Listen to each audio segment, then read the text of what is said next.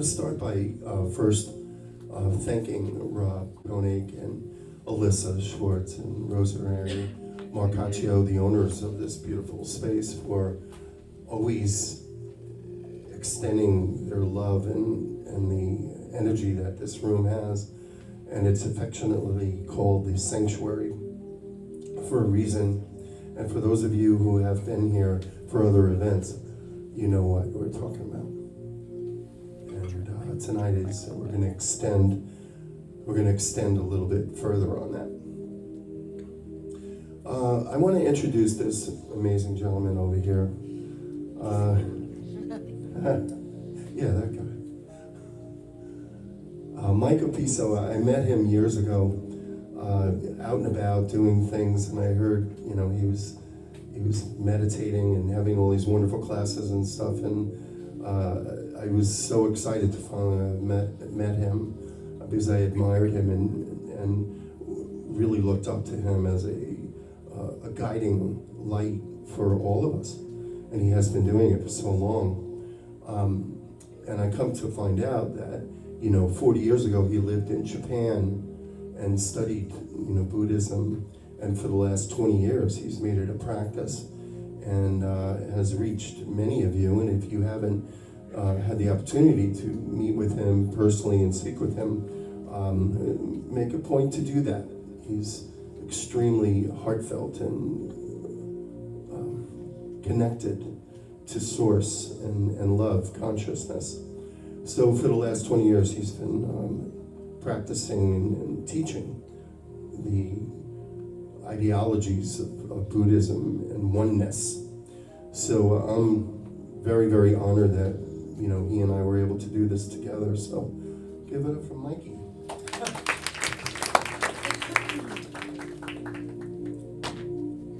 What comes to mind after an introduction like that is I can hardly wait to hear what I have to say. But the first thing I'll say is thank you. But a big part of tonight is about alignment. And so you'd be interested to know that this evening was not planned by Steve and I together, actually. I was feeling a sense of, we've done some things in the past together, and about a month and change ago, I reached out to Steve and said, I'm feeling like we should be doing something together, likely at the center or anywhere, do something to kind of amplify both of our efforts on people's behalf. And he says, well, just so happens, I'm doing an 11/11 event at the center. Join me. So, talk about serendipity and alignment. It wasn't like we even planned this night together at its inception. So I share that because these opportunities are all around us. We're trying to plan every last thing, right? We have all our devices, and whether it be manual or techie stuff, planning our whole lives out, and then trying to make sure everything fits that plan. And when it doesn't, guess what happens? Stress. But when you start to make a little bit of space to let things happen, whether we can say it's the universe or divine guidance, nights like this manifest. It's not just, something you read, online or download. It's true, and it's available to all of us. And so, more personally, I too had a sense over the years of Steve doing things that I was doing. And what's really interesting is that we have so many things in common, but what we have in common too is the first part of our lives was much more kind of traditional and conventional, where, we had long marriages, children, coaching soccer, all the dance classes with the kids, and putting kids through college, and all those things, right, that maybe some of you have done or already, or maybe in the process of doing. And kind of like the American script, right? I call it the traditional script, and it's fantastic, it's wonderful. But then, you know, he, like myself, feels like there's this little vibration that stirs up in your chest at the soul level. There's something else, you know, that you're going to be asked to do, called to do. And so we didn't know each other at the time, but it's so interesting to have that common background that brought us to the commonality of where we are in the present. And so we really appreciate that bond. He's so skillful, and he takes things to levels beyond that I can take, and you experience that after the break. I don't know if we mentioned, we'll give the guys a short break around 8 o'clock-ish, 10 minutes or so, stretch your legs. And he's got some amazing sound therapies and things in place and some meditation. So it is a delight to do this together, and some magic happens when we get together. We don't create it, it sort of finds us, and that's only happening hopefully for your benefit. And something else we both have in common is that we are delighted that you are all here tonight. It's wonderful. And you're here tonight because some part of you at the soul level, the heart chakra, senses this meaning and benefit to being here on a Monday night. Right? That's something that you're sensing, that's what you want to get behind and feed and grow and bring more into your awareness. And so that's wonderful. So to begin with, I'm going to invite all of us to experience, I don't even want to call it a meditation, but just a few moments to get present. It'll feel a little bit like a meditation, but you know, sometimes when we say meditation, everybody kind of starts getting all set and like nervous almost, like no. So actually, well, we probably can't turn the lights down, but when you close your eyes, you'll feel it. So wherever you are, in whatever position you are that's comfortable, I would just invite you to gently close your eyes in such a way that you're just simply letting your upper eyelashes rest softly upon your lower eyelashes. Allow any tension in your forehead or in your tiny muscles throughout your face to relax. Let that feeling of relaxation begin to extend down your neck, shoulders. Best you can, try to keep your back somewhat straight, but not tense. And this is only so that you can remain alert and aware.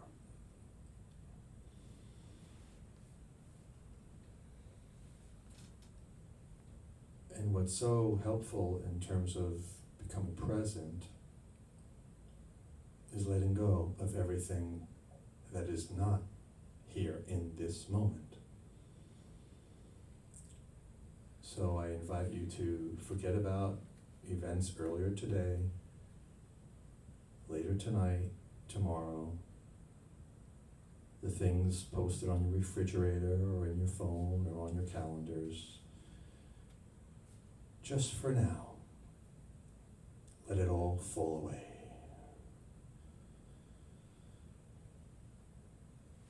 So that you can be here now, in this moment.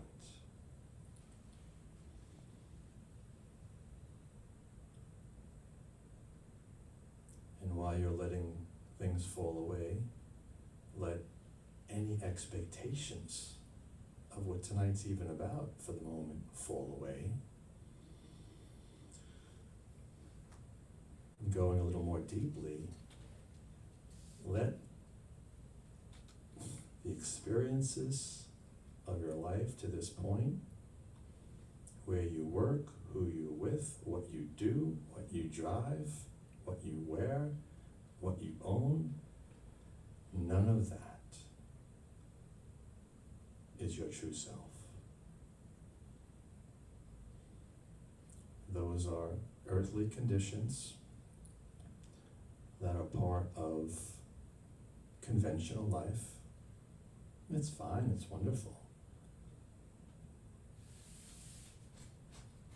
I would also like to invite you to let go of who you think you are.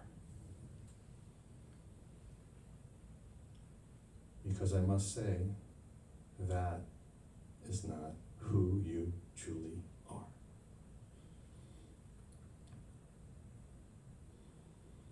So your mind will want to wrestle with that truth. You don't have to wrestle, just open to it. Just hold some space. There's nothing to figure out here. Just let those concepts fall away, just for now. In this way, you make the space, the openness, to begin to draw closer to who you actually are on a soul and spiritual level. The you that existed before you were named, before you inhabited a body that your mother and father created. The you that will go on beyond this physical life and form.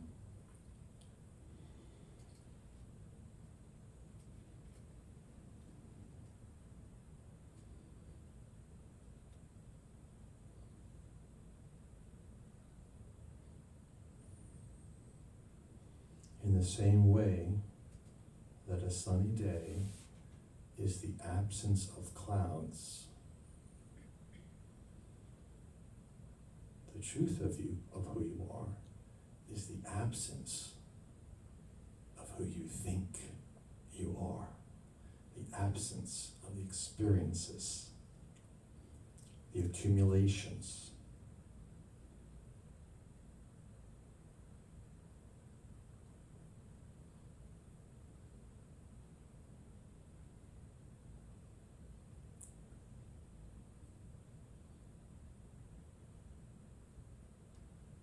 And Steve and I are here to remind you on this awakening code of 1111 that enlightenment is the truth of who you already are and always have been.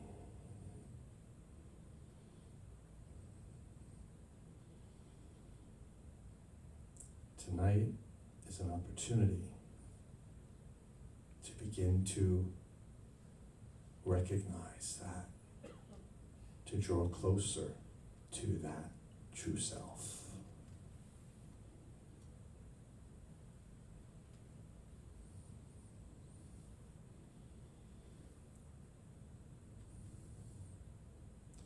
The self that exists before your thoughts, during your thoughts, and after your thoughts.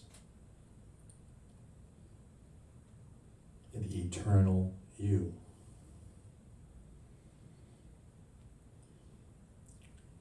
That self has no limiting thoughts or ideas. It's unrestricted. No fears, no regrets, no guilt, no worries.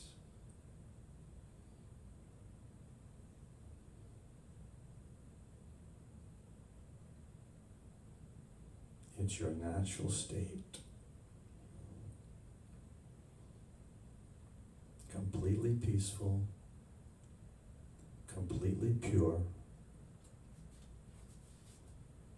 indestructible.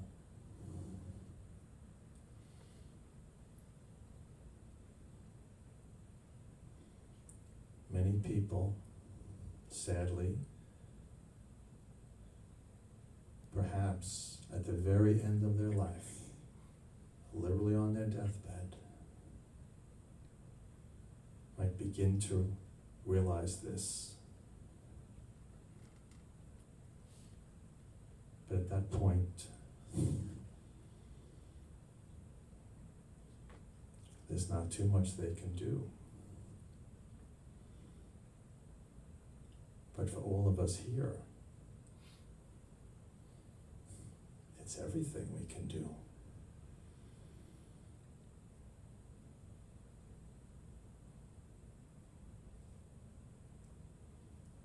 We stop so that we can see and so that we can be that enlightened version of ourselves.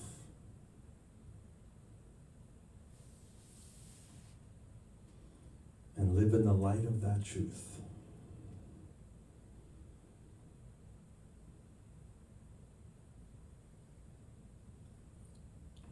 And watch what happens.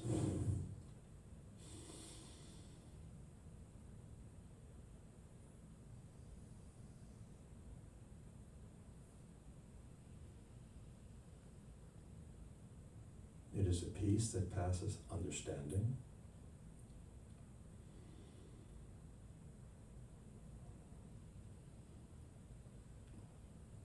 Inconceivable peace, grace, joy.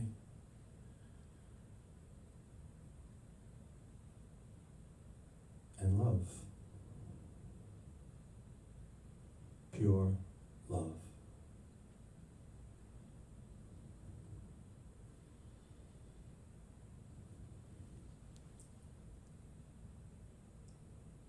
Uncontaminated.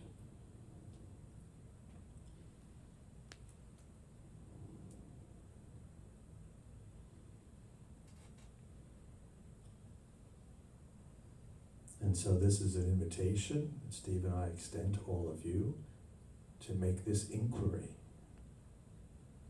into that true self with a happy mind, holding it lightly.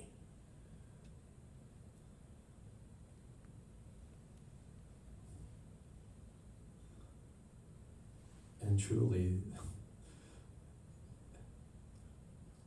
it is so simple that the ordinary mind cannot comprehend it. Which is why we tap into our extraordinary mind, which already knows this truth.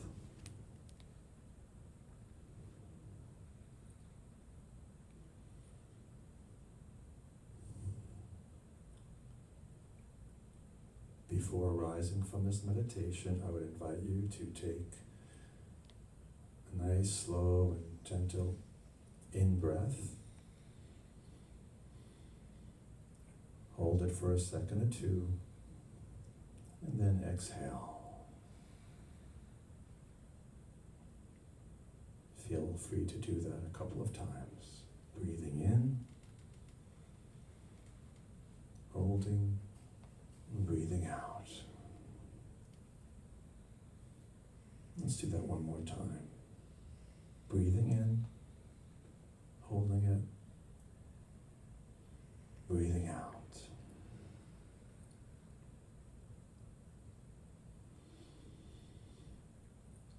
And now you may relax your concentration and very gently open your eyes. And Steve will share how we can use the 1111 Awakening Code, what it means, how it's meaningful, and how it can serve you to connect with that higher self.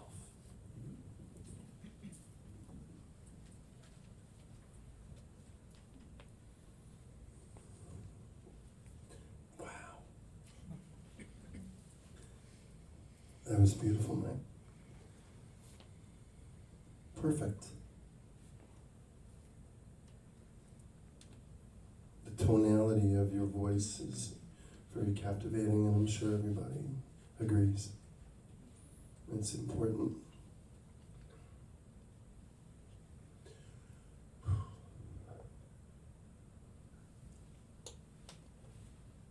When I first became aware of 1111, it was many years ago, prior to 2011, and then around 2011, it started popping up a bit more.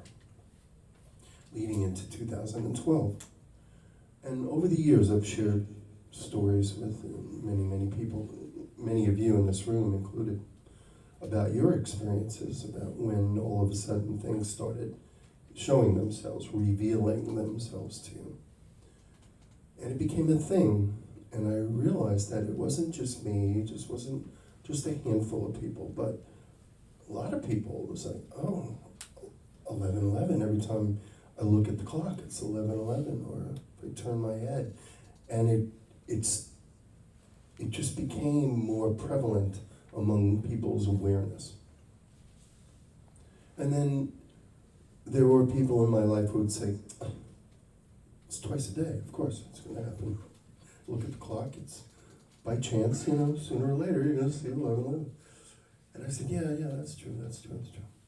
But then it became even more than that, and it became more in depth. Along with that were then the other numerical numbers that the universe gifts us with. 444 was the next one. 444,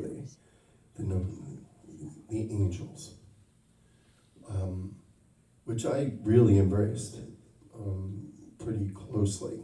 So now I'm kind of aware of this stuff, and it's around 2012, and that's when we, for those of you who study this stuff, that's when the Mayan calendar ended on December 21st, 2012.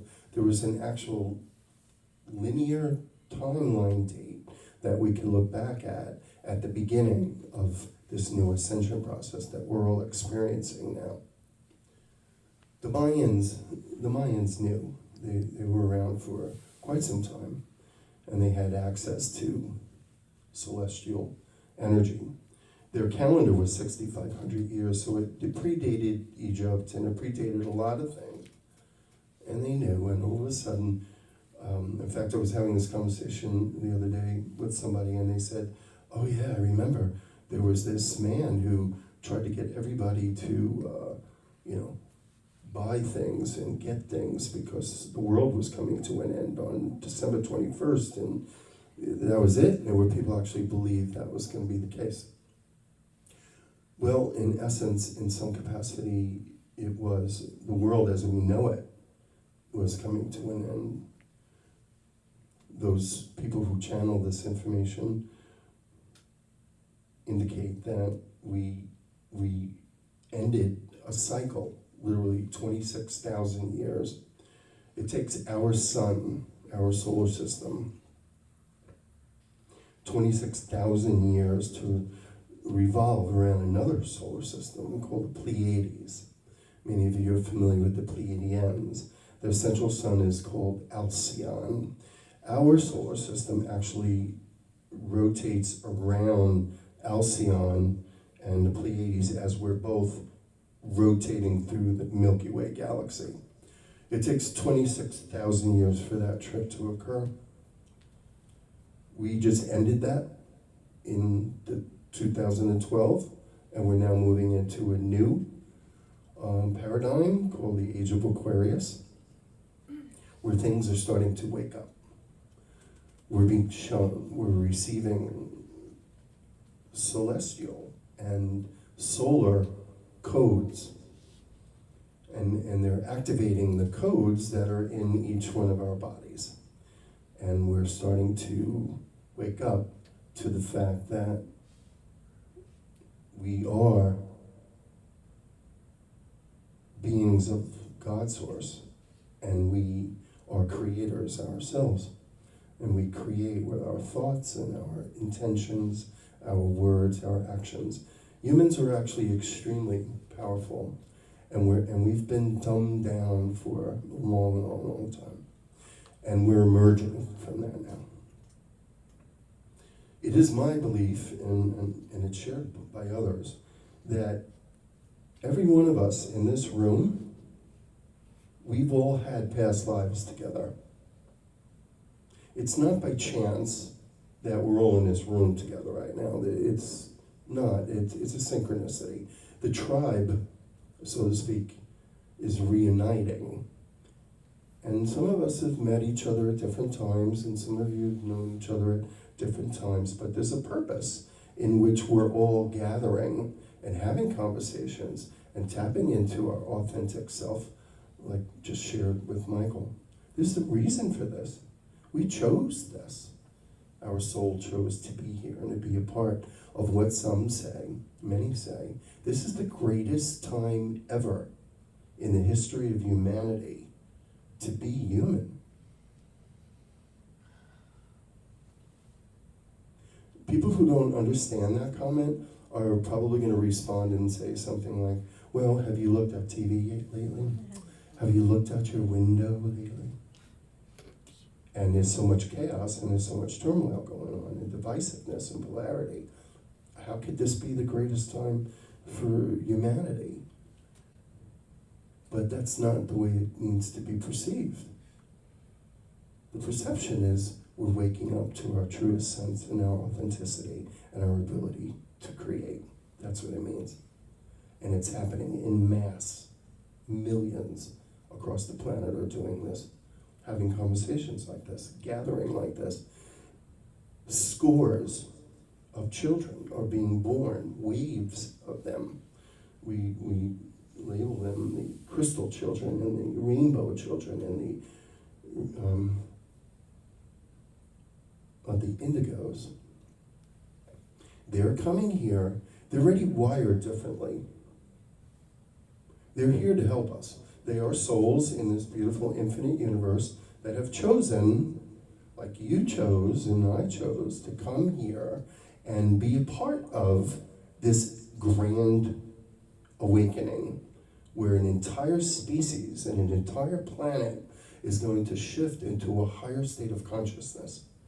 We refer to it to fifth dimensional consciousness. This body that you're in and the thoughts that go through your mind and all the lifestyles that we have and emotions and suffering and all that stuff, that's three-dimensional, linear. We're rising into a higher state of consciousness, a fifth dimension. Many of you already feel this, and you have been feeling it for quite some time. Your intuitive self is starting to heighten. You just know. You sense things much, much more deeply and clearly than you ever have before. And I'm going to venture to say that I know it was with me. When I was younger, I wasn't aware of all this stuff. We were soccer coaches, making sure our kids get on the right team and travel to the right tournament. And we had to make money and we had to do all kinds of things. But there was a little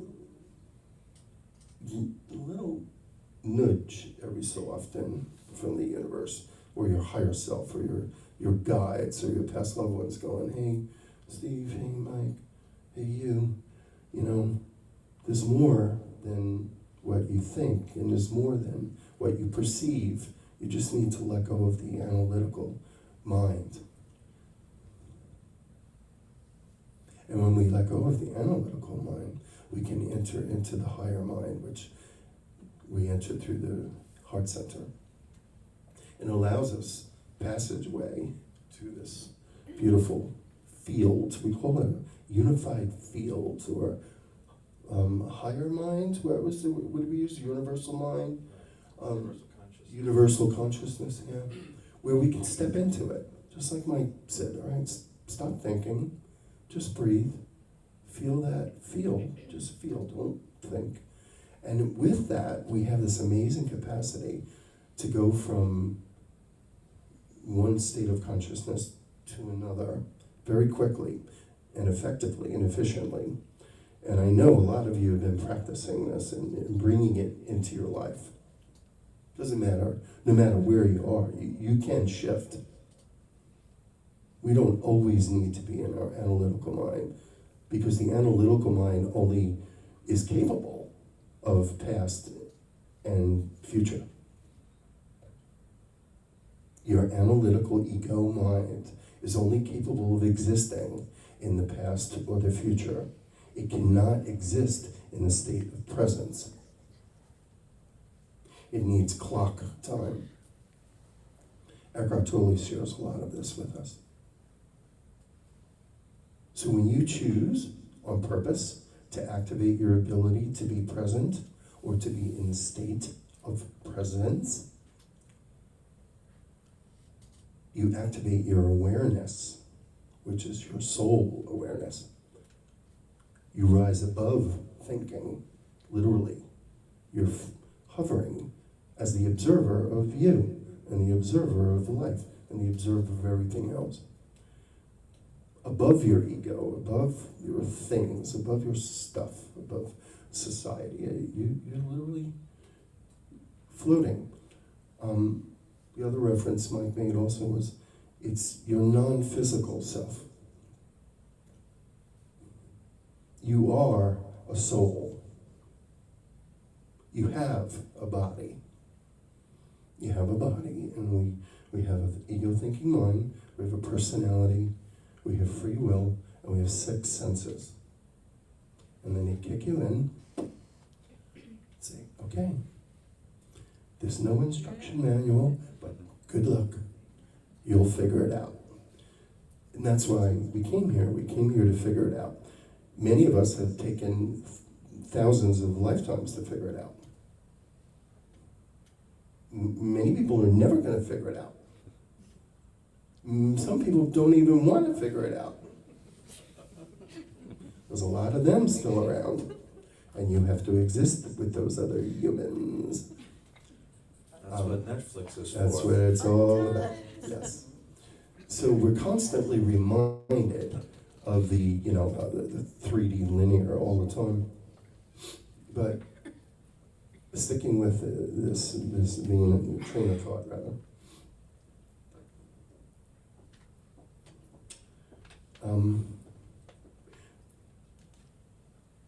I'm pretty sure, and we're going to open up our session a little later on for all kinds of questions, and we want to hear from you. We want to hear your interpretations. What does 1111 mean to you? What does the awakening code to mean to you? What did we call them the angel numbers? Why do they just appear?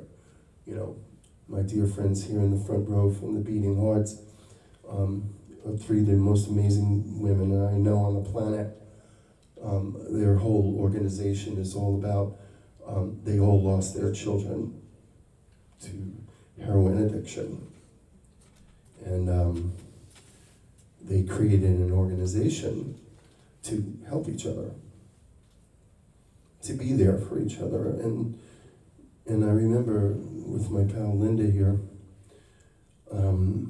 way back when we first started, it was comforting the person who couldn't get out of bed because they were riddled with just sadness and grief and just everything, guilt. A lot of them felt guilt. It's my fault that my kid's not alive, because if I would have done this and I should have done this, and if I only would have done it, shoulda, woulda, coulda themselves to death. That they weren't even allowed to get out of their bed and go outside and have fun with their friends, go to restaurants and smile again. They didn't feel like they were worthy of that. But then things started developing, and we started recognizing that we're all on a journey, including our past loved ones who are here, and we all have contracts, by the way. I'm sure you realize that. You have a checkout date. All of us do. We don't know what it is, but it's there.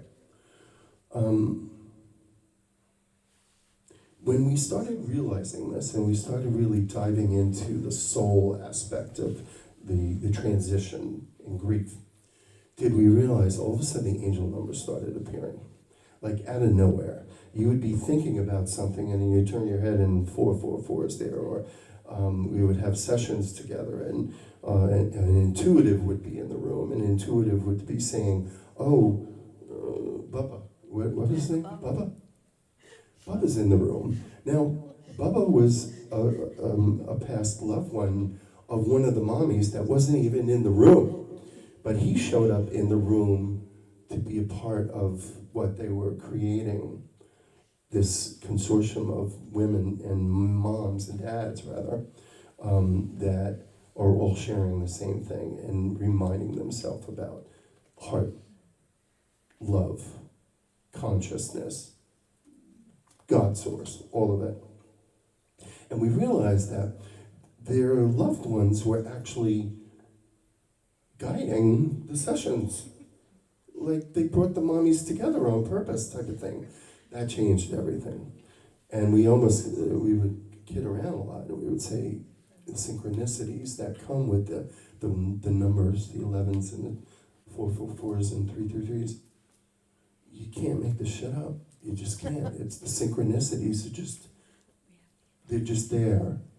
And the synchronicities are whispers from our guides and our angels to let you know you're on the right path. I like to call them angel bumps. Some people call them chills or goosebumps. Nah, they're angel bumps. Your angels are right next to you going, yeah, whatever you're thinking right now and whatever you're vibing in right now, that's truth. And you're going to feel it. We're going to show you what it feels like. So you get these chills all over your body because you are in complete vibrational alignment with exactly what you're supposed to be experiencing. It's quite fascinating and quite beautiful. Take note of that. Look forward to that.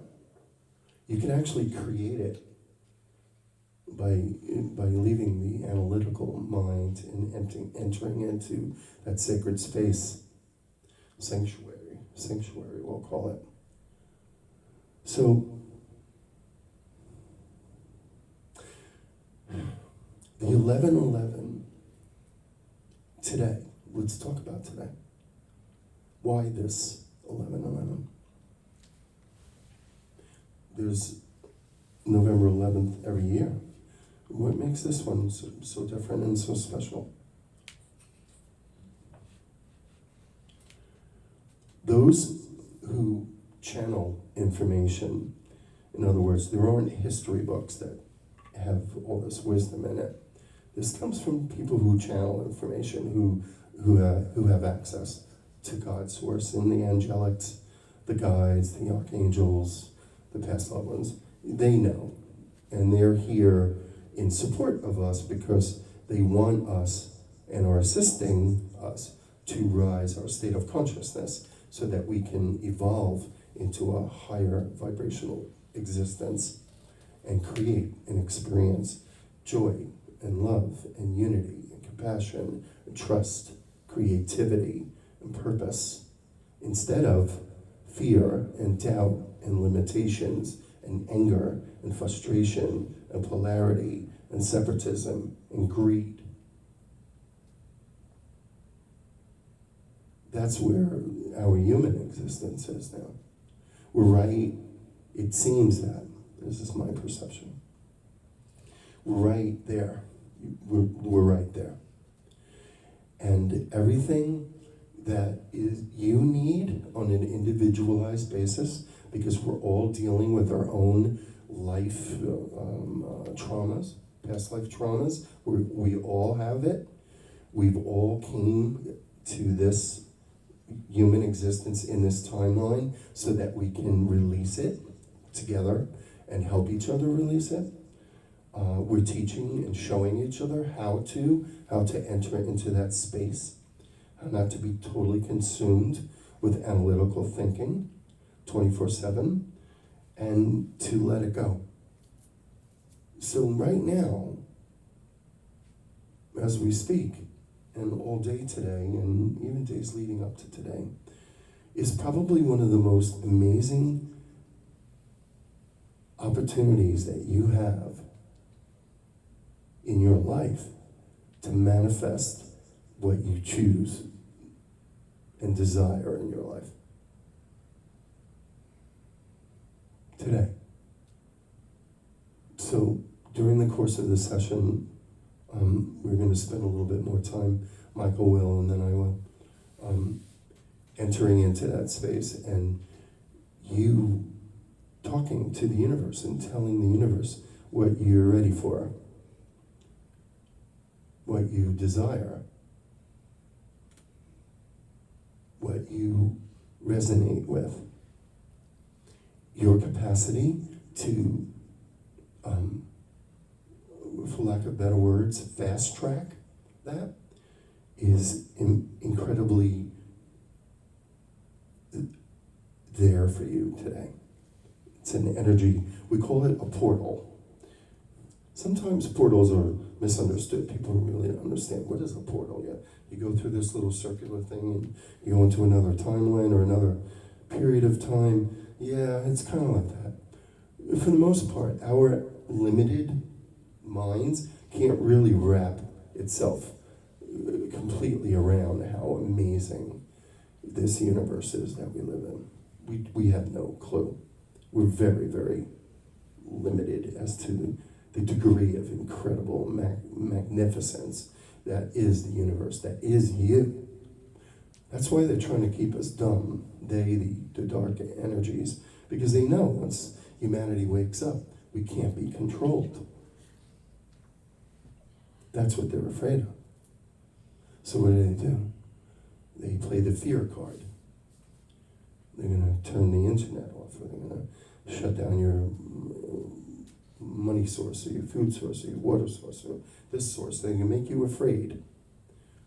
Well, we're being asked more than ever before now not to let fear control you, to do your best, to trust that everything is cycling through. Whatever you view on outside of the world and television and internet and all those sort of things, take with a grain of salt and know that there's an attempt of manipulation on you. Just put that in your little box and stick it off to the side. Because when you put the work in and you choose to enter your truth and your authentic path, everything begins to work for you. Everything. You'll notice negative things. Of course, we live in a society that is filled with fear and uncertainty right now. Everybody's afraid. They just don't know what's going on. Use tonight as an opportunity for you, when you find those quiet moments, when we make time for those quiet moments, for you to really generate the energy that you want to project. Plant the seeds. One of the things I learned from Eckhart Tolle and studying with him and learning about presence, teaching presence, is our ego is there for a reason. It's there to nudge us, to remind us, because the purpose of being here in this human existence that you chose, in these bodies that you chose in this life, was to evolve. The ego is testing you and always testing us. So it'll be on both sides of the state of presence. So like what Mike just said before, when you take that breath in and you feel that little twinge inside of you, that heartfelt twinge, and you enter into it and you allow it to expand and you enter into a higher state of awareness, you are above thinking. Because you're in the state of presence. You're aware of everything. You're aware of your feet, your toes, your heartbeat, this, that. You're aware of everything going on outside of you. But as the observer, very powerful position, you're literally claiming your power back from your thinking mind.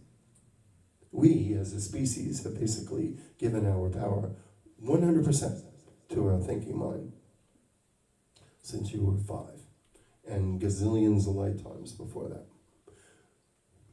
I just want to jump in briefly what you said there. It's often said, we don't live our life, we live our mind. Ooh. It's very profound and very true. That's right. And that's not something that we want to continue to do. That's right. Yeah, it is. Thank you for sharing that, because that's exactly what it is. So, but it's an opportunity for us. And now that we're at this stage of awakening and we're recognizing our true essence, we can change that. Literally change it. We can start to begin to claim our power back in little dosages, where you can walk into a room or go to a grocery store and you see everybody doing their stuff, and then all of a sudden you're just taking a deep breath and you choose to be present, and you're in the state of presence, and then everything around you is just happening. And you can assess it as the observer without attaching to anything. You know, that little old lady and old man that are holding hands going up and down the aisles with their little list. And he's got to reach up 3 aisles to get the oil of oregano, and she really wants the other brand, and she's real specific. And they have this beautiful, loving bond. And you're watching these two people just going, wow, I'd love to sit and talk with these two people and just tell me about their life and how many years and experience that they've had. You know, they're showing me what unconditional long-term love is. And then there's the mommy who comes in with the 3 kids, and she's pregnant, and she's got the other 2, and she just wants to zip in, fill the basket with what she needs, and out, and the kids are grabbing all the stuff, and you can see her face getting all front, but she's getting all anxious, and the body's like, stop it, stop it. And you can look at her and say, oh, that's what frustration looks like. And we're being reminded of all these things outside of us as we're observing. So it's when we choose not to let the mind take the power back that we can claim that. So one last thing.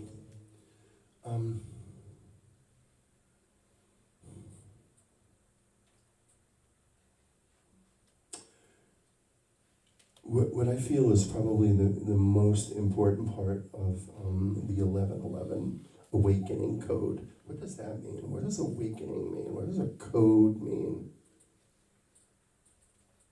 Your soul is infinite. You've been around forever. You are literally a fractal of God who chose to take form and then add all the other things to it. You chose that. We are now awakening to the fact that that process is even a thing, and that we are a soul, that we don't need to be afraid all the time. We don't need to worry all the time. We are divinely guided. We are divinely protected. We are creator beings. We're not small. We're huge, and we're interconnected with everything. That's what we're waking up to. And it's beautiful, and it's magnificent, and it's time. It's literally time. And we're here to help each other do that. We nudge each other, we do things together, we share things together, words, actions, situations.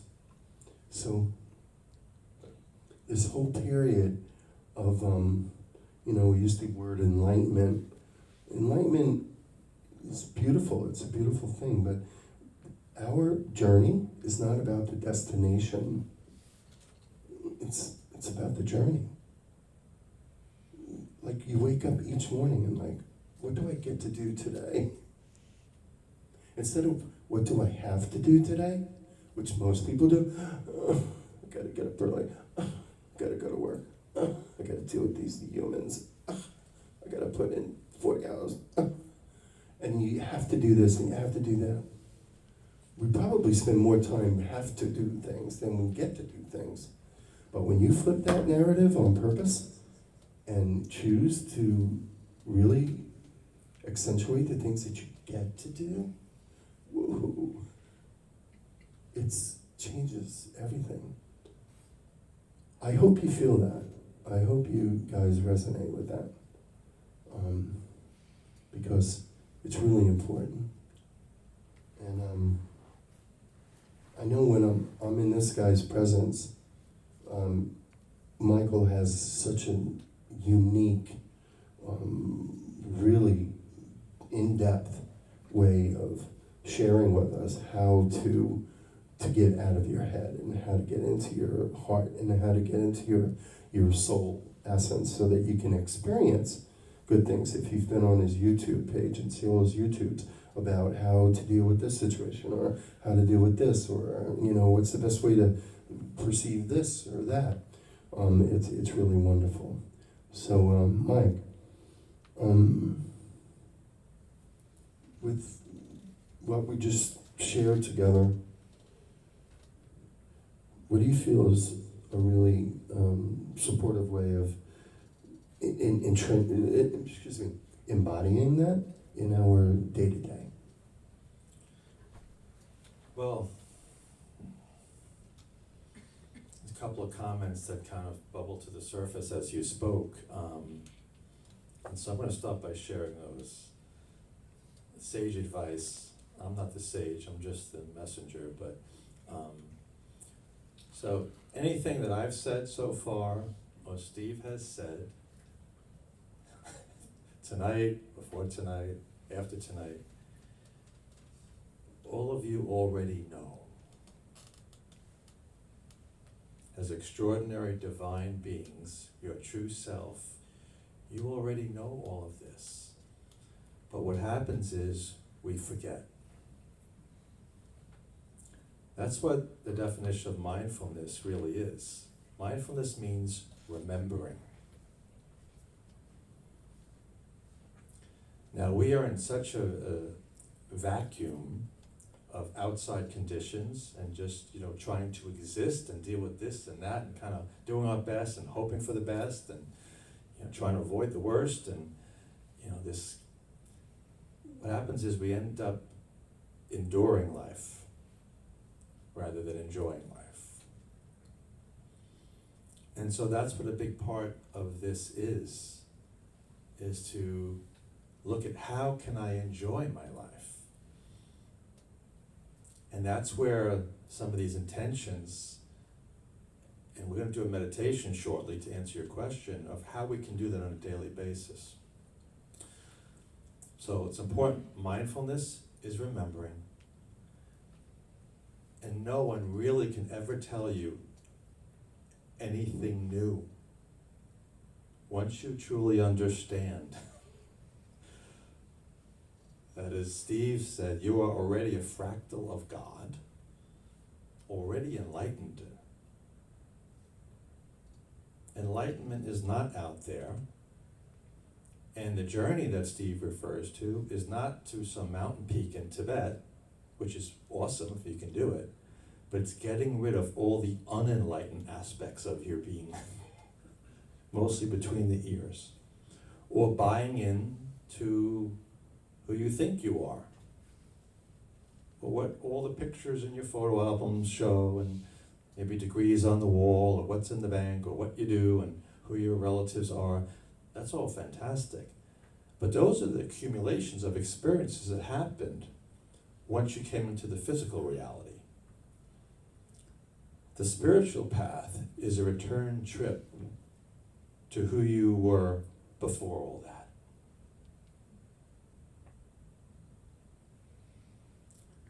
And we've been so conditioned, plus no one has told us this.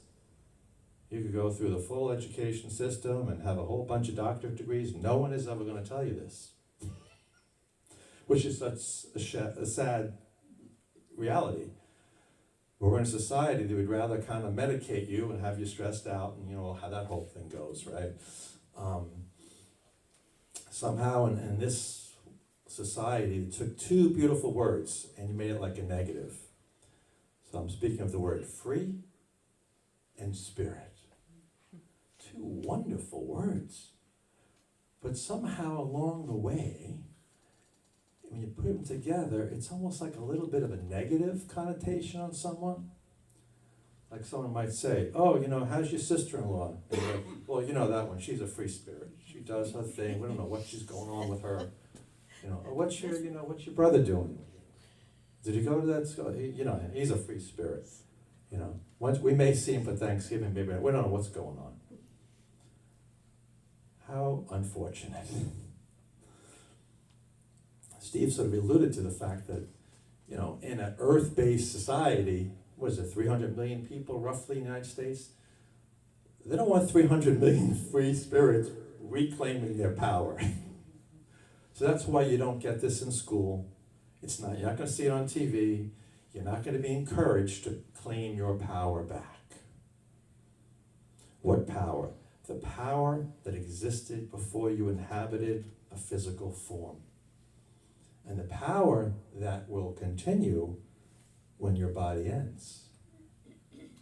But what a shame not to claim it now.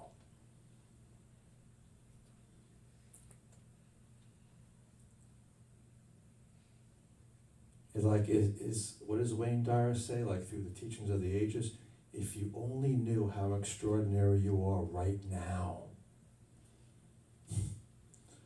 you would just be grateful all the time. It doesn't mean that life necessarily smooths out, but you'll tend to find a way to relate to it more beneficially. Not like, why is this happening? I can't catch a break. You know, everything goes great for my sister-in-law, and here I am still slugging along. Like, that's all the egoic stuff. So anyways, if you only knew how extraordinary you were, and Steve has dedicated many, many years to getting out to remind people of that, and myself as well. And we hope that the things that you hear and the guidance that you receive from us and others will help you to start to break down that conditioning that made you forget.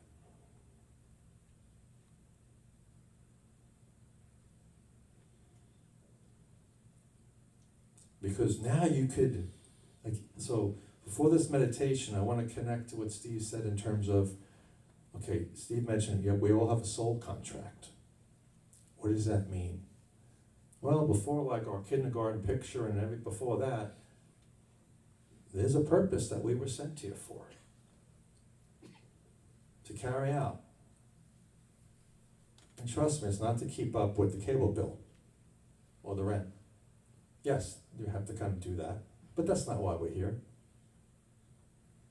Right? It's not to just keep running through the to-do list, like Steve said. But sometime we'll take the low-hanging fruit. I mean, I do. I got this done, I got that done. It's a good day. But am I reclaiming my power? Am I in the flow of my purpose? Mark Twain had a famous quote. Said that the two most important days of your life. First one is the day you're born. The second one is the day you find out why. Some of you might be familiar with that. It's important to remember that. What is that soul contract? As Steve said, some people are not thinking about that because there's such a glut of distractions. They're not bad. Entertainment, all these types of things, accumulation, consumption, it's such a dearth of it, a wealth of it, I should say. But none of those things are bringing closer to our true self. They're actually delaying the process. It's a distraction.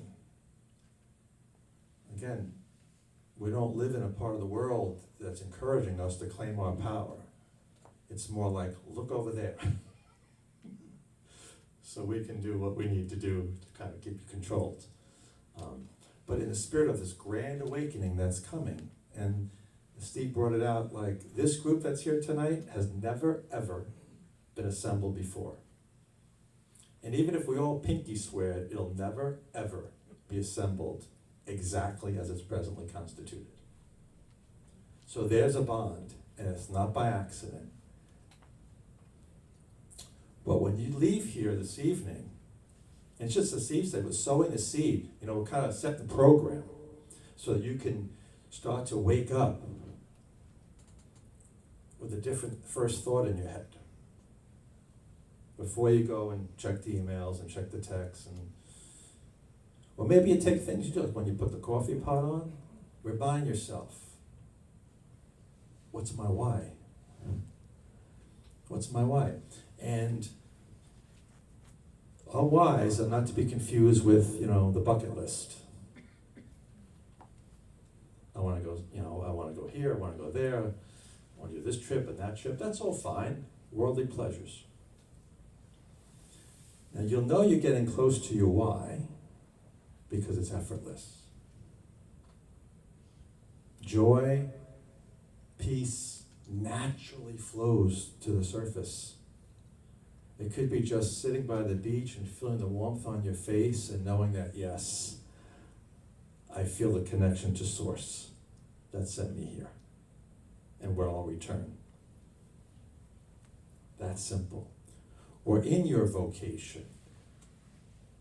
Again, this way I don't know, but sitting in a forum like this was never on my wish list, my goals, my aspirations. It just unfolded. Because as Steve said, there's like a little beat that starts when you just stop. The momentum, the habitual habits, and as I've learned this evening, sometimes life makes us stop in a way that we would never ask to be stopped. But in that stopping, openness occurs that would have never otherwise occurred. So the idea is choose your stopping so that you can begin to see and reflect and say, let me see if I can draw closer to that inner sense of divinity, that soul contract. And I really want to impart, it's not about like going home and getting a journal, nothing wrong with journaling, it's a very effective thing. What's my soul purpose? What's my soul purpose? What's my soul purpose? That's the egoic mind thinking your way. You begin to find it when the thinking stops. Einstein famously said, the problem cannot be solved at the level of the problem. I found that to be life-changing.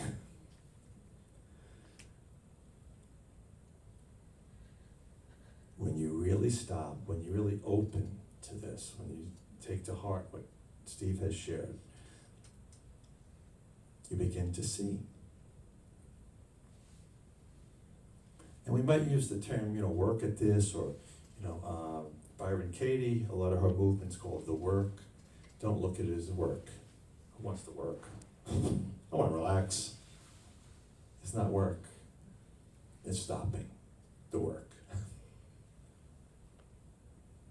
It's a deconstruction of all the conditioning that we've been taught and has been reinforced. I also want to share, just before we do this meditation, taking off what Steve said, and I know myself, we can get hung up on our focus being the outer world. Everything from the weather, to politics, to what we're doing for entertainment, what we're not doing for entertainment, where we're living, what job. Spirituality is it's an inner path. It's an inner path.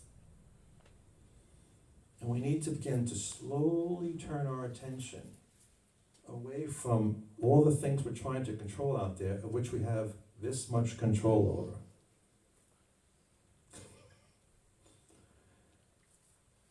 But the ego's relentless. It's gonna keep pushing and forcing and trying, and that's where problems occur.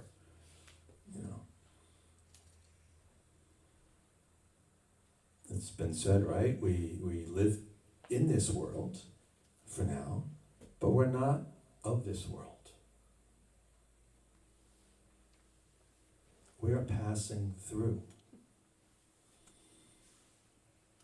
It's so hard to remember that.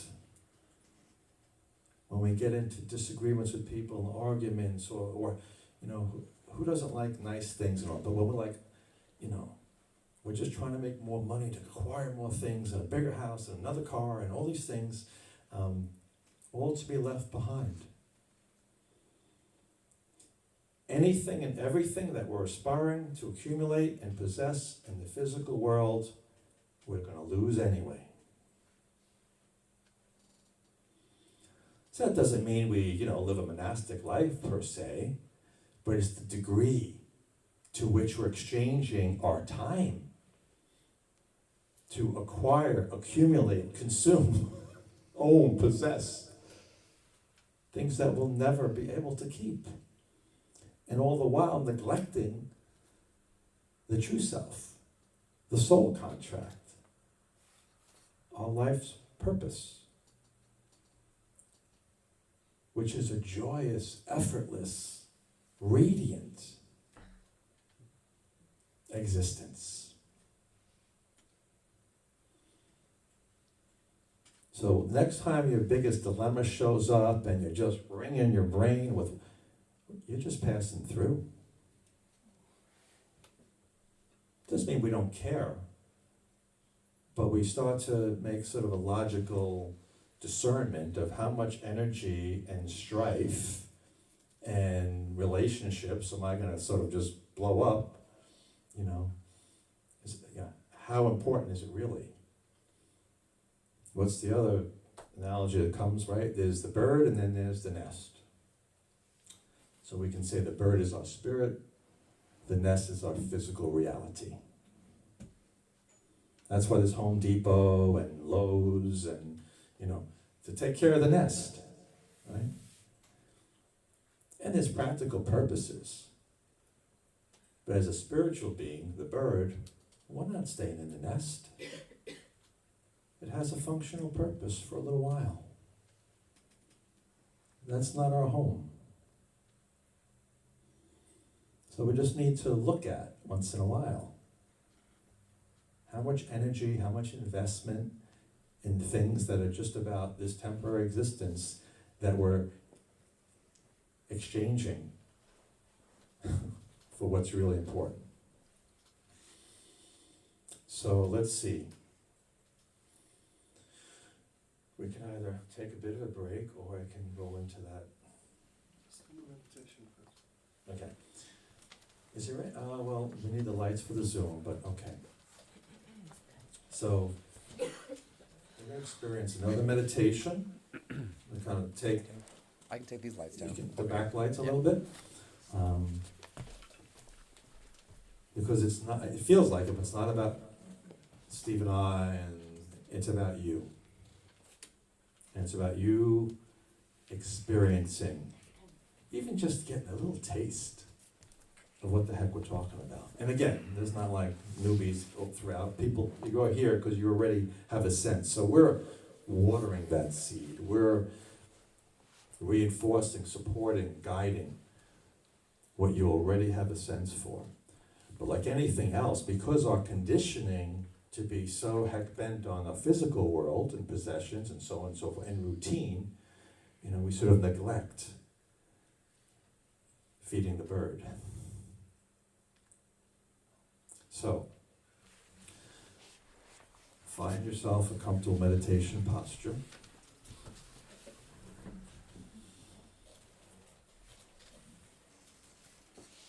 And we use the word meditation, but in recent months, it's just about stopping the noise,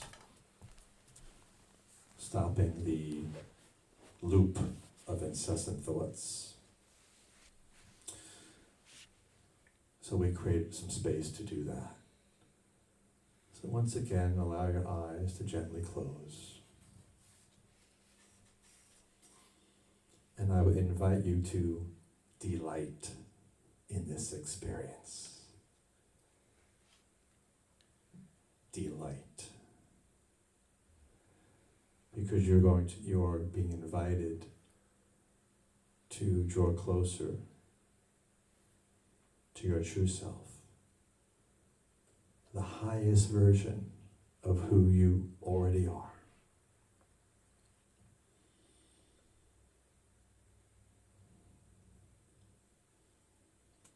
So this time I'd like to begin with the cleansing breaths. So please take a deep in-breath, inhalation. It could be your nose, your mouth, whatever feels comfortable. Hold it, and then exhale. Let's do that twice more. Breathe in, hold it, and breathe out. And on this last time, particularly the exhalation, let your whole body relax around a straight spine. So breathing in, holding, feeling, center of your chest, and breathe out.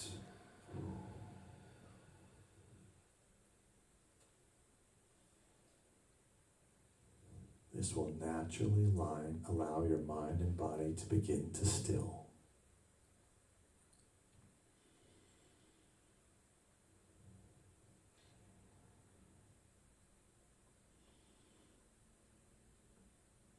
And just a reminder to all of you, on behalf of Rob and Steve, we're so happy that you're here this evening.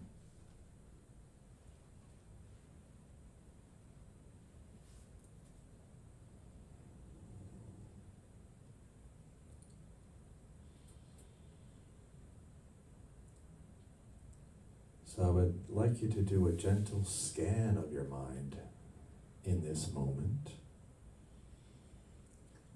And should you detect any lingering doubts or concerns, any mental dis-ease, maybe you've been trying to listen tonight and something happened earlier today or something scheduled for the end of the week, just let that all go. Whatever it might be creating some agitation, even subtle, use your out-breath to release it. With as many out-breath as is necessary. These negative thoughts, ideas, energies have no substance, no form. They are fabrications of your mind. Not necessarily what the conditions might be in your outer world, but how you are relating to them.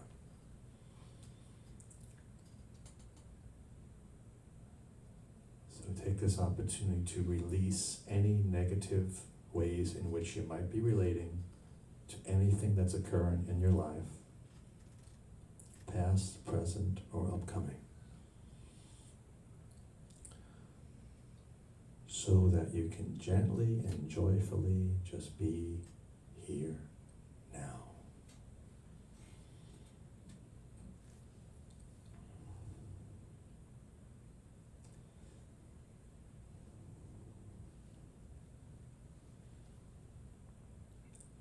And as you continue to gently breathe in and out, it's recommended to do this through the nose, but however is most comfortable for you. Breathing in and breathing out. The breath brings the mind back to the body.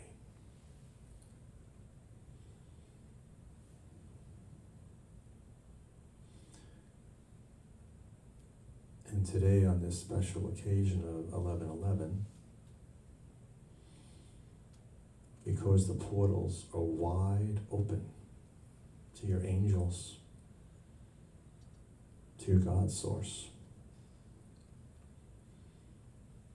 it is a clear channel.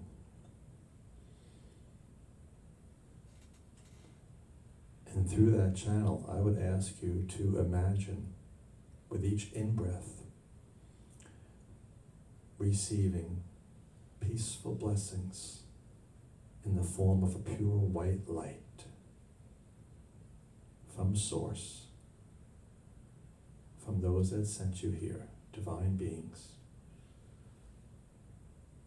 Imagine breathing into and receiving this pure white light, nourishing, guiding, healing,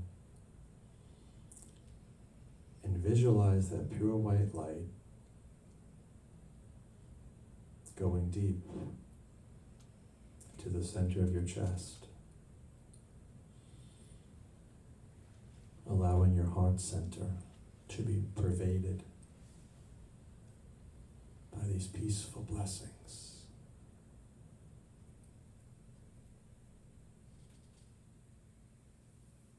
All one ever has to do to receive blessings is to open to them. Many of us ask for blessings, but we don't open to receive them. So right here and right now, open to receive these pure blessings.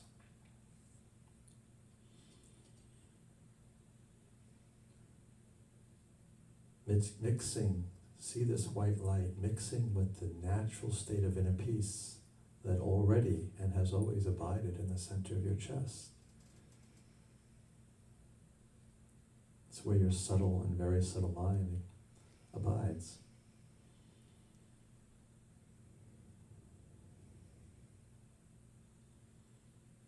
Feel this sense of connection, this oneness with a higher consciousness, with the source that guided you to choose being here in this life at this time.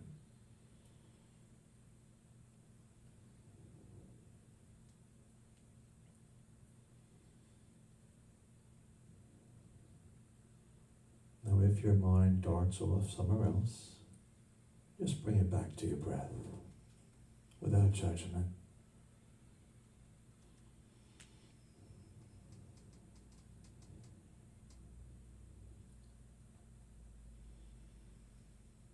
And as Steve shared and reminded us, we're here having effectively signed up to fulfill a soul contract.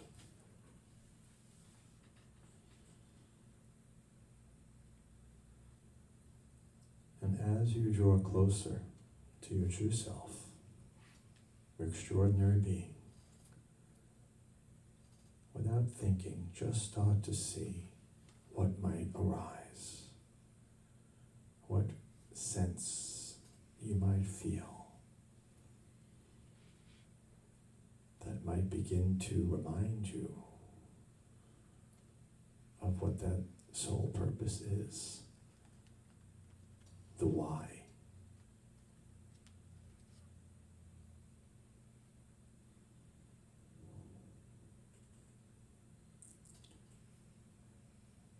And as you hold space for that inquiry, it's quite okay to perhaps do a little inventory of the activities and aspects of your life that you have invested significant amount of time and energy,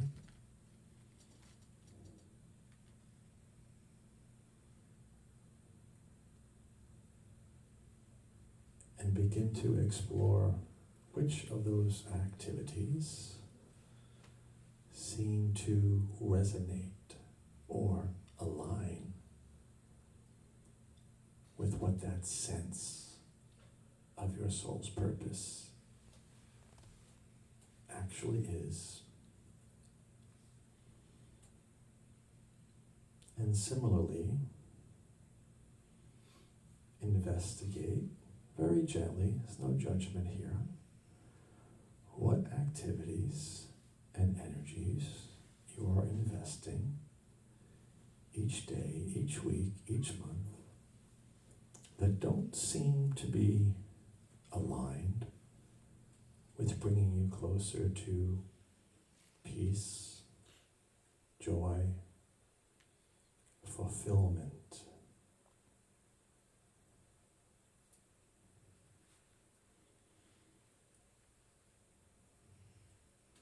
This is the basis of the investigation. Again, no judgment.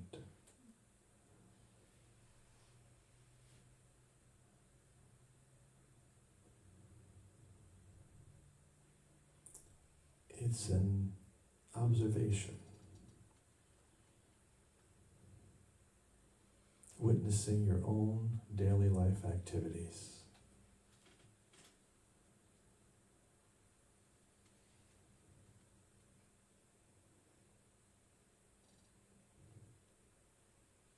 And feel distinction between those that are drawing you further away from what resonates most and those that are drawing you closer.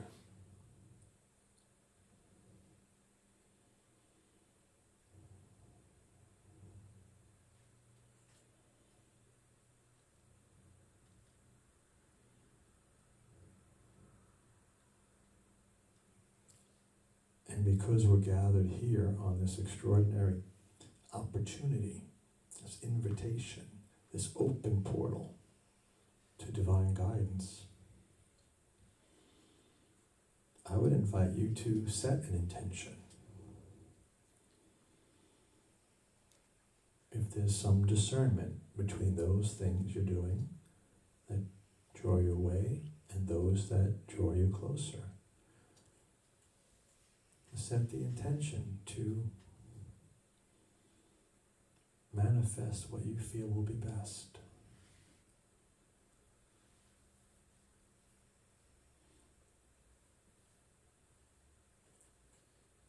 And in fact, if there is something that you're not currently experiencing that feels like it's an inner truth, an inner calling,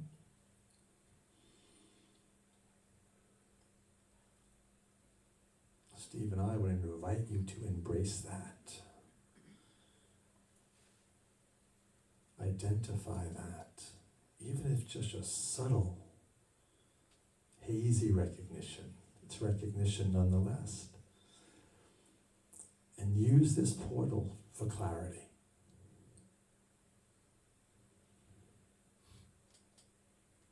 Because the truth is unforgiving. And when you see these other angel numbers going forward, as Steve said, 444, 333, 1111, 555. These are reminders. This is divine consciousness checking in. How's that soul contract doing? How does it feel? Is life living you? Or are you living life?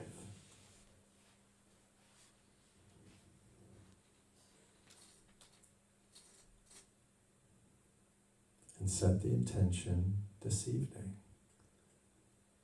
to expand, bring clarity, set forth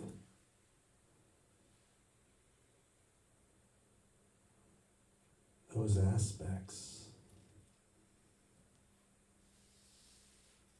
that will draw you closer to experiencing a life of fulfillment.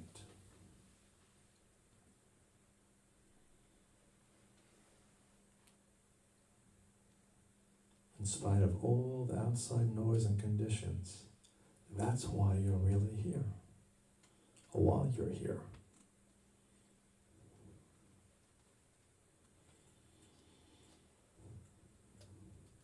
And be kind and patient with yourself. We've all been so conditioned to fulfill a different kind of a contract. Those that have been contaminated by earthly beings with a different agenda.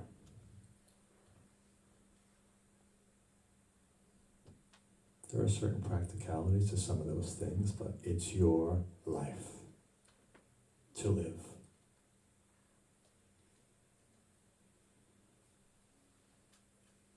Now, this is not a selfish ambition in any way. In fact, how much more sweeter would all your relationships be? For all your loved ones, friends, neighbors, co-workers, if you are living your truth, if you are aligned, if you are not enduring but enjoying life.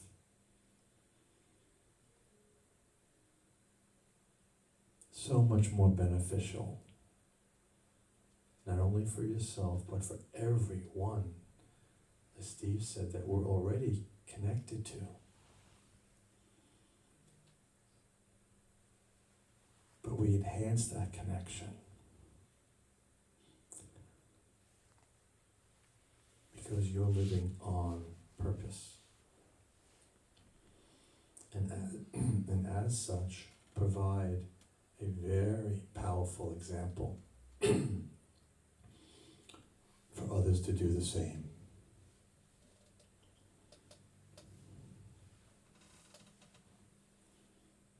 It's time.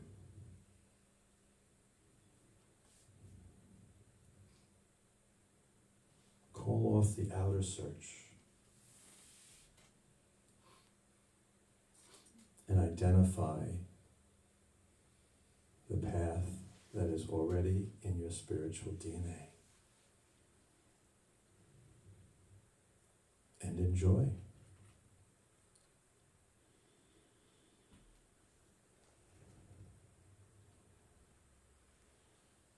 So take a few more moments to just, however this resonates in your heart, don't even try to wrap your mind around it, just let it in. Just let it in to your heart center. It will naturally take hold. And when you see 11:11, even later on tonight, 11:11 on 11:11. Tomorrow, 11:11 a.m., and so on and so forth. You're reminded, oh, that's right. I'm here to live my life on purpose. The purpose that existed before I had a name.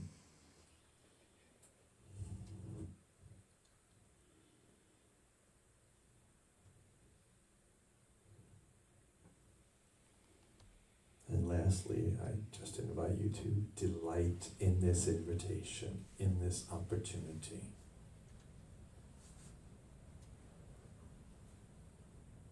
And receive the blessings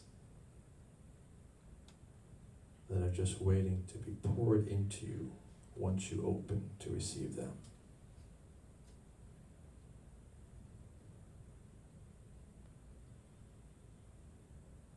So please enjoy a few more gentle breaths.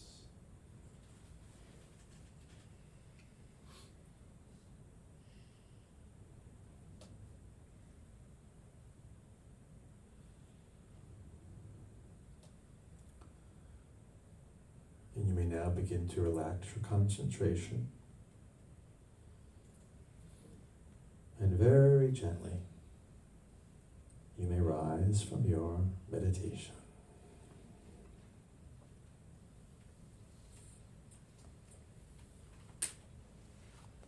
Thank you, Mike. That was beautiful.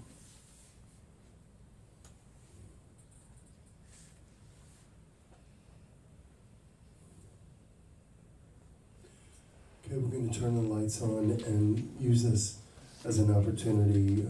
Take about a 5, 6, 7 minute break for you to stretch, use the restroom, come back, and we'll move on. Because I want to hear from you guys as to what your interpretations are on some of the numbers. But I do want to add something to everybody here. What I've noticed with the 11:11s appearing, all of a sudden you just turn your head and 11:11 is there. Oh, and 11:11 is there. It's real easy. The 111s signify new beginnings. So every time you're seeing the 11:11, that's you on your new path. Like, get out of your head, go in here, let's focus. But it gets even cooler than that, and it's even much more in depth. When you see the 11s in derivatives, because the universe, it doesn't speak English, it speaks frequency and vibration. So when you see 6, 5, 4, 7, let's say you're driving down the street and you're thinking about your spiritual self and you're thinking about all the wonderful things that you want to try to manifest in your life, You stop at a light and a car right next to you whose license plate is 6547. 65 is 11 and 47 is 11. When we see those numbers in derivatives like that, it's the universe telling you, by the way, that thought pattern you were just in, or that meeting that you're getting ready to go to, or this situation that you're in your life right now, there's a deeper meaning. You have to go deeper. As opposed to the normal the 1111, which is very obvious. Oh, okay, thank you, angels, for pointing out that I'm on my path. Now you're being shown and asked to really dive into the meaning of situations that are popping up in your life. Because we're all connected and everything is happening in synchronicity. There's no coincidences in this perfect universe. It's all synchronicity. And we're part of it. So you're being shown moment to moment to moment to moment and nudged by the universe to pay attention. And it gets cooler. I mean, the numbers are so cool. Some people who know me close, I'm like obsessed with this shit. It's my life. I'm soaring away, and I'm being shown and shown and shown and shown. Even things like 2902. 29 is 11, times 2 is 1111. So you're going to see these pop up all over the place, particularly perhaps now that I've brought it to your attention, okay? Pay attention to this stuff, because now there's so much more that you need to be aware of and that you're being asked to be aware of in order for all the other puzzle pieces in this beautiful thing we call life to be put together. You're a thread. You're a thread in the fabric of life, and we're all connected. The threads connect like this. So as we embark on our day-to-day journey of being enlightened beings and becoming the best version of ourselves and shining our light and helping others do the same, you're being reminded all along the way, like little guideposts. Do your best to pay attention to that. And for those of you who have my contact information, text me when you have some really cool stuff. I love hearing. Great synchronicities. And I'm sure they're going to be abound. But I want to open the floor up now to you guys. We want to open up the floor to you guys. Do you have any questions about the 1111 phenomenon? Why they call it the awakening code? Do you have any perceptions or content that you would like to contribute from your vantage point as to what's going down? Any personal instruction or notice things that you've been noticing? Anybody? Just raise your hand. You need that first brave. Yes, we have Stephen. Yes. Why are some people seeing certain numbers? Why are some people getting some numbers more than other numbers? Like why do some numbers come to more people more frequently than other numbers? I'm just curious. Okay, the question so the people online can hear, why are certain people seeing certain numbers more than others? And like you're referring to 222, yeah, 3, like 3, I 3, saw 4. that, I don't really see other ones. Like I The see, 222 yeah, thing. like I see 222 a lot. Yeah. To be honest, yeah. Okay. And your question is, why is that occurring just with you? Right. Okay.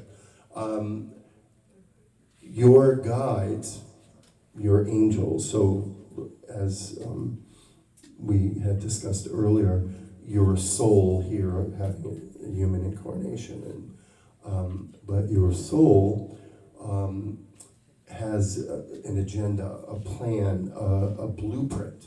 So Stephen had a blueprint as to what his soul journey was going to be like on this planet, interacting with other humans and accomplishing and learning and releasing and letting go. And the 222 for you, being that it comes up, I can't recall off the top of my head what the significance or what the meaning is. I know it's pretty important, and I've heard it come before. Is that your angels and your guides are reminding you, don't forget that. Did you tell me earlier that it was about don't doubt yourself or have more confidence in yourself? Yeah, that's kind of What is that? What it was? Yeah, it's it means something like don't doubt yourself, have faith, or it's like something like that. Yes. Okay. That's like the meaning, right? Yeah, which is it's that's a direct message for you from your angels and guides. And when you receive these messages, I suggest that you say thank you all the time. Always try to be in the flow of gratitude. Breathe it in, like thank you, thank you, thank you. A message comes in, thank you. You see kids playing with puppy dogs, and they're reminding you what joy looks like. Say thank you, thank you. See a beautiful color blue, whatever you can, to be in that vibration of gratitude. The best answer I have is that you're being shown repeatedly. And now that you're aware of this stuff, and that I noticed that you started to come to a couple of these type of events, apparently your curiosity is piqued a little bit, and maybe there's your inner voice is telling you, hey, there's something to this. I need to explore this a little bit more. And then your angels are going, 222, don't doubt yourself, keep yourself focused, you gotta love yourself. Thank you for sharing that. Yes? Along the same kind of lines, I see a lot of the same number patterns, like repeatedly, and I always just think, oh, that's really cool, and Coincidence. and, yeah, but like, cause people say, oh, you see numbers everywhere, and they're going to come Yeah, out together no matter what. But I've seen people with almost like a code of what the angels are saying, like all of the different numbers, like not just the same ones. Okay. You know what I'm saying? What they have a list of what they all mean, is that what you're saying? Something along Yeah. those lines. Yeah, is that what you're asking, if Yeah. there's a list? There are people online that put out stuff like that. I think I have one stashed somewhere in my phone. If you want, text me and I'll try to find it for you. But there's a significant meaning to 111, and 222, and 333, and 444, and 555. 666 is not evil, okay? So, evil comes from religion, so there's no such thing as evil. There's dark, there's lower, but it's not evil. So there is a varying numbers. And then some people have, like 1, 2, 3, 4, or a particular birth date that is significant to them. That's why I wanted to open this. Does anybody have any specific numbers that pop out at them? Yeah. Well, lately I've been getting a lot. I keep a log now. Like in a day, maybe I see like 4 different, like 222, 12, 12, 10, 10, 11, 11. Like I started logging it and trying to figure out like what am I thinking of or doing when I see those things, to try and figure out what exactly this is meaning. Oh. I'm still hunting. I have no idea, but I'm still searching. But I always see my son's time of birth also a lot, 144. Oh. And I'm like, That's my I'm like, mother's that's number. interesting. Yeah, 144. So I'm like, interesting. So I'm Yeah. just trying to figure out what these things, what these angels or people are trying Yeah. to like bring to my attention. It's all positive, Yeah. and it's Too all many. purposeful. Just trying to figure out. The fact that you're doing that is pretty cool. I wish I had the discipline to be able to sit down and write stuff. Yeah, it's like in my I'm phone. not- I just pull up my notes. I'm like, oh, if I don't do it now. You're gonna find a theme. Yeah. It's gonna present itself to you. Yeah, and do specific like do they mean something only to the person, or is like 222? Oh, that's a or great question. 1010? Is there a general thing like 1111 or 444? Do they generally mean something, and then you take your own interpretation? That's a great question. I'm inclined to respond with, there is a general, but there is definitively each of us have your perception of what Yeah, it means to you. such means to you is different than somebody else's perception of something. So if it really doesn't matter what other people think, Janine. It's your perception of you, your path, your life, what it makes you feel like. So great. I'm really happy that you do that. I just want to add to that, is the first three questions, all sort of like, right, because inquiry minds want to know, like, what does this number mean, what does that number mean when I see it? But what is common to all of them is that there's a dialogue going on. So regardless of what it means, you're being communicated with something beyond what you know, with a lot of familiarity. So as much as we you do endeavor to sort of get to the meaning of it. It's almost like, I got a call. Like you talk, oh wait, my angels are calling, I gotta take this. Right? You've heard the universe has your back, right? Angels not only have your back, they are your guidance. And so when these numbers come up, just let that be a reminder. Even if you know exactly what it's meaning, know that, oh, there's my my source. I'm not in this alone. I'm not in this alone. I'm like so taken back by what you just said, because one of the first books somebody gave me way back in the beginning of my awakening was a book by Jeff Brown called Soul Shaping. And in this book, he said, your guides are on the cellular phone contacting you, giving you information on the cellular phone. And I just thought that was the coolest thing. Okay, it's a thing. Here it is, and it's communicating to you, and your people are giving you information. So thank you for that. Wow. Gish. Anybody else? Yes. Jackie. So the reason I'm here is because I know that when I meditate, I feel like things flow for me when I meditate. But 11:11 is, very spiritual. And also, the two of you being up, leading us into meditation, I feel like I'm hoping that I open up more so that, because the soul contract, I really wanna resonate with that soul contract. That's something I'm very, very attuned with. So, I'm here because I want to help from the two of you. Well, we're happy that you're here. No, thank you for sharing that. And you're a lot closer than you might think. Many people, they struggle with, who am I? What's my purpose? What's my soul contract? And it can be exhausting. And earlier you referred to, try not to get caught up in the details.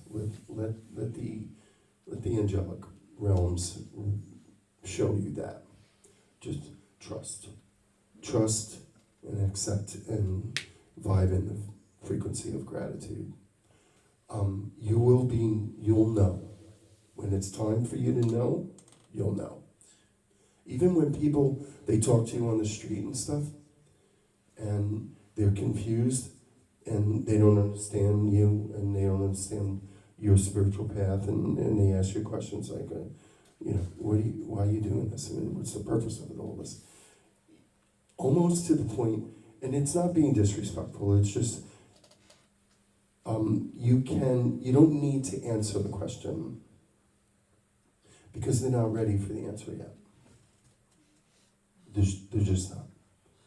And in a very kind, comfortable way, I've learned to just slow down and just look at somebody like that and just say, it's okay, it's cool. When it's time, you'll know. And just leave it at that. And if they're meant to receive information on what is the greater source, then they will. If they're not, then they're not. And that's okay. I just want to underline something you said, in case everyone didn't hear that. What I heard you say was, when I meditate, things flow. And the reason that is because you're getting out of the clutter of the ordinary thoughts that constrict flow, the thinking. Thinking is a constriction. And so that is essentially the whole purpose of meditation, which you just shared with us. When we meditate, things flow. They flow because we're eliminating the blockages, the very things that restrict flow. And we are just there being in the spaciousness of our pure nature and our spiritual heart. And in that flow, there's movement, there's energy, and we allow that to flow through us. And so, yeah, it doesn't have to be overly complicated, because a lot of times, as I said, I think earlier tonight, like when we meditate, we tend to like bear down and constrict and judge our own meditation. We have to let go of that. That's the nature of egoic mind. Letting it go. Yeah, letting it go, which is hard because we're victims of habit. We want to know everything, when, where, why, how. It has nothing to do with the divine you. Somebody just shared recently, you don't need to do anything. Don't strive, don't overindulge. Just literally go with the flow. Mike spoke earlier of this. You've already done everything. You already know everything. Your soul already knows everything. Your soul knows why you're here. It knows everything. It's just you're human and your ego doesn't. So where we're at right now, the state of the human consciousness is every morning just wake up and breathe and go with the flow. Let life come in. Navigate through it. Let it go through. There's going to be ebbs and flows. Be okay with that. Just breathe through it. Nothing, don't let anything stick. Just go with the flow. I have, Rob, I'm going to ask, can we have like 10 more minutes? Oh, okay. And I know you guys are going to go. I have something really, really deep that I want to share with you guys right now. This kind of encapsulates everything about our journey and puts it into place, and then we'll wrap it up from there. And we'll listen to this together. There's a book called ONENESS, written by Russia. Probably one of the most powerful books that I believe is out there. I'm going to play a little snippet of it to you guys. And it's about her reminding you who you are, okay? So everybody just settle in, and you could close your eyes and listen to her as if she's speaking to you directly about your journey. Yeah, that's right. Okay. To this place in time, for a multiplicity of reasons. You have come for the opportunity to transcend the parameters that define your existence. And in the same breath, you have come to deepen your connection with the interwoven aspects of your beingness that give your life definition in the truest sense. You have come to this experience you know as your life, in order to be able to reject completely the consensus view of reality imprinted upon you since birth, and to replace that structure of understanding with a perspective that totally transcends it. This is the first time in your personal history as an incarnate individual that your conscious awareness has been augmented with levels of energy that enable you to transcend your physical senses. This is the first incarnation in which you have been able to reinforce intuitive knowingness with experiential knowingness. This is the moment you have been waiting for eons of existence. For this is the lifetime that will catapult you beyond all you know to a depth of awareness and understanding you are as yet unable to fathom. Trust that this process, in which you are by now deeply invested, is unfolding as it is meant to, and that everything is indeed in divine order. You are a spark of divinity in the throes of activation. The programming for the process is deep-seated within you, and it will unfold at its own pace, regardless of the steps you might be encouraged to take to accelerate that momentum. You may experience a sense of reassurance by participating in group activities targeted at expanding your consciousness. And you may indeed experience sensations indicative of amplified levels of energy during such activities. But know that the results of such exercises are, for the most part, short-lived. For the foundation for sustaining that energy is built from within, and the momentum of your growth is rooted in stillness. There is a place within the depths of one's being where opportunities that defy linear logic are able to unfold.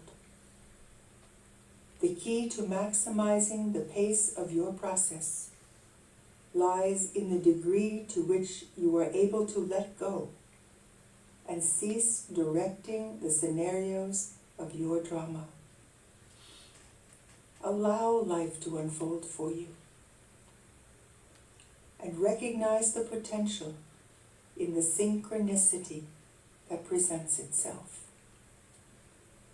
Note the perfection in the results, and consider the possibility that your best interests are best served by a level of awareness that transcends your conscious mind. Recognize your tendencies, rooted in fear of a less than optimum outcome of your efforts, to attempt to direct that outcome. Dispense with your prior understanding of how results are manifested, and allow the circumstances that present themselves to nudge you in the direction of your highest possible good. As you become more comfortable with the process, you will begin to notice how easily the opportunities flow, and how effortlessly you are able to manifest results that serve you at the highest level. You stand at the threshold of a grand adventure, and the extent to which you are able to experience the fullness of that journey is determined by the extent to which you are able to let go of the scenarios that no longer serve you. You have noticed, with rare exception, that the circumstances of your life are unraveling at an unprecedented pace. You have begun to question what is happening as the structure of life as you know it begins to crumble. You look around you for explanations, and you probe your own circumstances for clues that would justify the destruction of the familiar. At first, you may resist the impetus to dematerialize what has been the foundation of your reality. In time, you will come to recognize the inevitability of the momentum that guides you. For the momentum is unyielding, carrying you in a direction that is new, yet feels comfortable and familiar.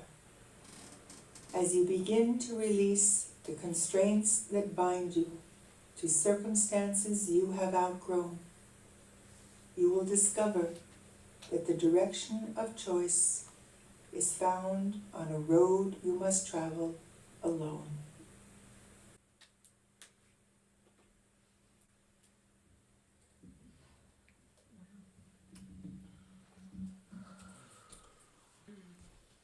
I'm going to trust that some of you, if not all of you, resonated with that in some capacity. And that's the truest essence of the 1111 and your existence. So when we anchor into that authenticity, it makes our human experience much more pleasant. Let's do more of that. Instead of having our minds control us literally nonstop. Like, Yeah, I think we heard it all right there, and hopefully you connected some of the things we shared earlier this evening with that message. An ordinary mind cannot hold extraordinary beliefs and experiences. So the letting go is of the ordinary mind, as she expressed, of transcending the familiar.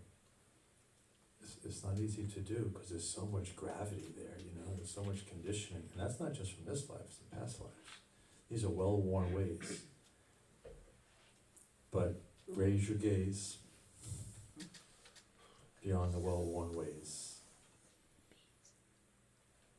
And enjoy it. Enjoy it. What a wonderful path. Keep the courage and keep the faith and keep the flow. And you'll find yourself there more and more. So, time to step the game up, folks. thank you all so much for being here. We're deeply grateful for that, and wish you well. I want to thank the people who were online. We had Ellen from North Carolina. We had, let's see, Nikki from North Long Island. And who else was with us? Susan.